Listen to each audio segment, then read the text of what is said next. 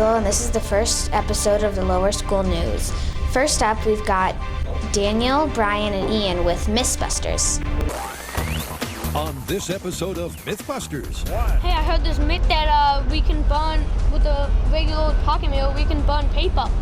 No, that's not possible. On the playground, you couldn't just go say, oh yeah, I stole my mom's pocket mirror. I think I can burn up some paper. Let's experiment, let's try it. Yeah, okay, so let's just go get some supplies and then we can just bust this myth in two.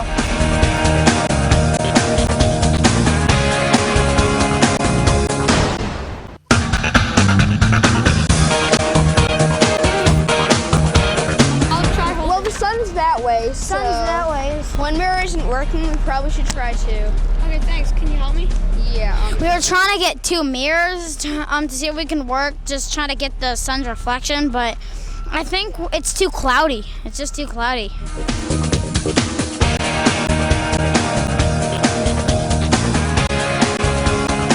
myth was busted because it seems pretty impossible that the sun can that you can use a mirror with this, just a normal mirror with the sun to light something on fire.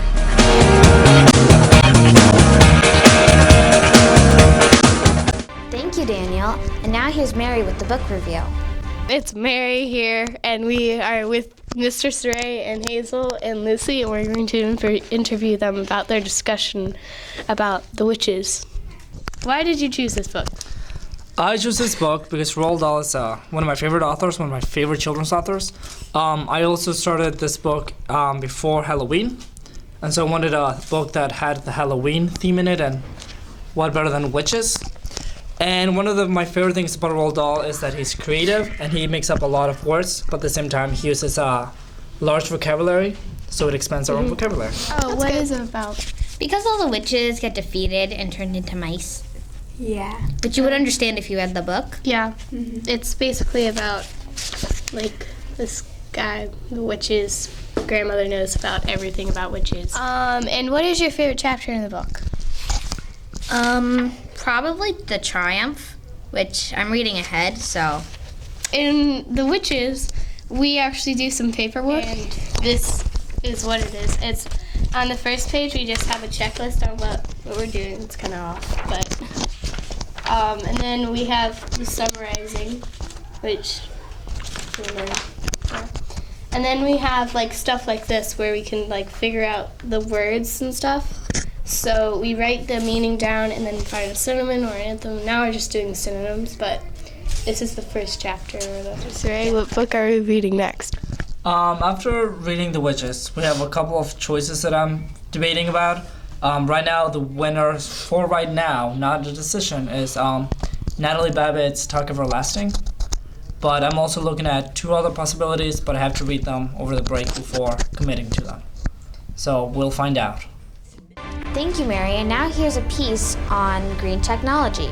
Fifth grade has been doing a project on Rube Goldberg machines and science. What does Rube Goldberg machine do? A Rube Goldberg machine is a series of steps to complete one simple task. Like my group's Rube Goldberg machine is to hit over a Lego guy, but you could do it with your finger, but I guess it's more fun this way. I've brought in a camera. So we're going to turn the camera on, which is going to hit over a series of dominoes and Jenga blocks. It's going to hit a car onto a wind elevator. The wind elevator will go down to another step. Josh, how does your solar car work? Well, these panels right here collect from the sun, forcing these generators to move this turbine, which moves this turbine to move the wheel. Cool. Is this part the thing that's used over to knock over the, I think, Jenga block with the rocket? Domino, but same way. So, yes.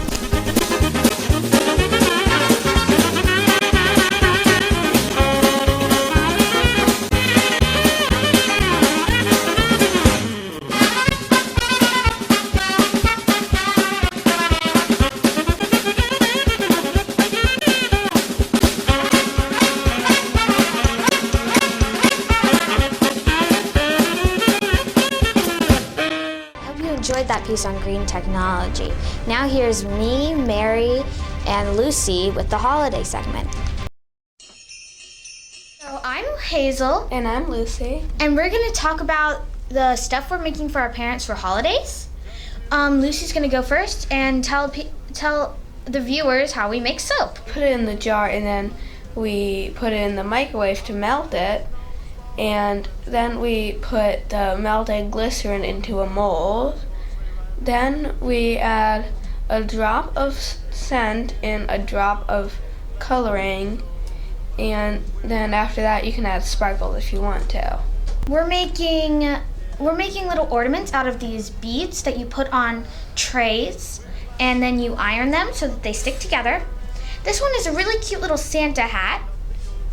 This one is a snowman, and as you can see, one side is all bumpy and sort of round, and the other side is smooth and flat. That's because this side is where the iron was put on, so they all stick together.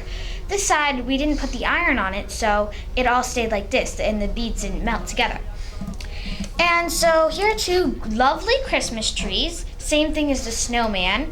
They're bumpy on one side, flat on the other. This one was made by Lucy's little brother, Ben, who is in 3rd grade. He's our only 3rd grader, by the way.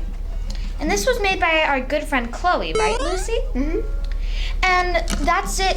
That's it for today. Bye for now. Pumpkin pie, little nudity like a picture print by Currier and I. These wonderful things are the things we remember all through our lives. Just hear those sleigh bells jingling, ring, ting, tingling too. I hope you enjoyed the holiday segment. Now it's time for the election with Mr. Gopper's class.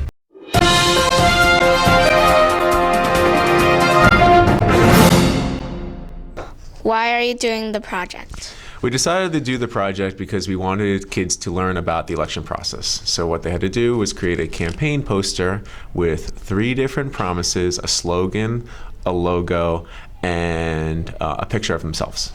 The kids are really liking it. They had a great time putting the posters together and wanted to show them off and hopefully be in the competition to win. Was it easy? No, it wasn't that easy to be in the final one of the 4 final campaigns, although it was a lot of fun. Did you do a good job? Yes, I hope so. I think I did, although it's a question I cannot exactly answer since other people might rate me differently. Okay.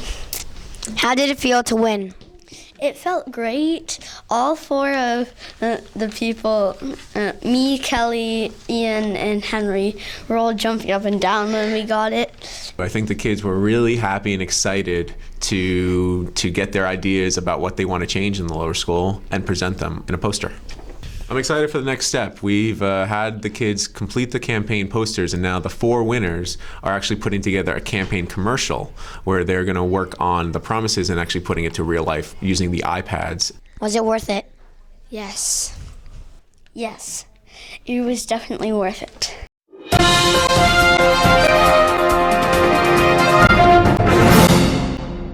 Thank you, 4th graders. And now we have Miss Parker's math class with math pyramids. And this is Miss Parker, our fabulous math teacher. So we built something called factor pyramids. So what we did was we used composite numbers, which are these, and then we broke them down into prime numbers using prime factorization.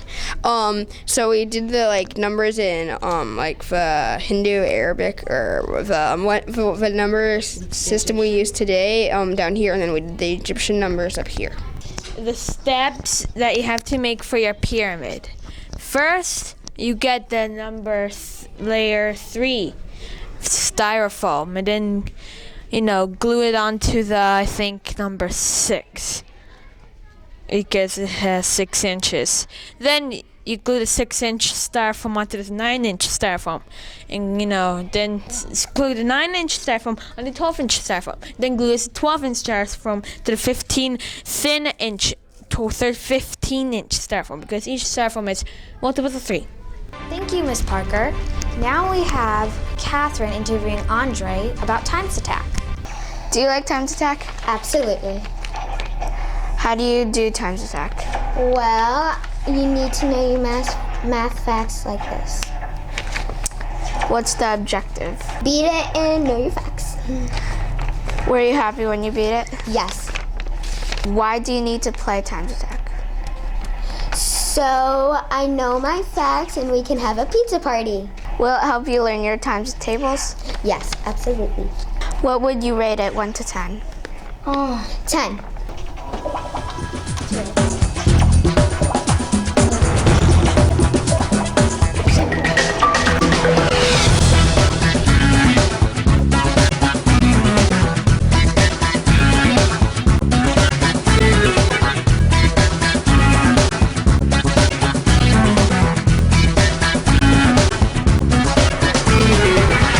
Thank you, Captain. Now is your human interest story on feeding the homeless. This is the sandwich making for the hungry. Sandwiches for the hungry!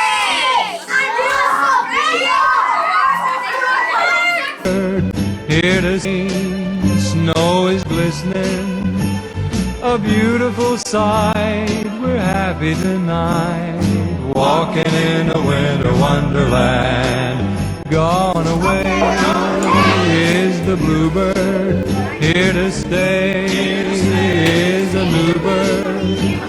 He's singing a song as we go along, walking in a winter wonderland. I hope you enjoyed our first episode of the Lower School Commonwealth Academy News. I'm Hazel, and we'll see you next time.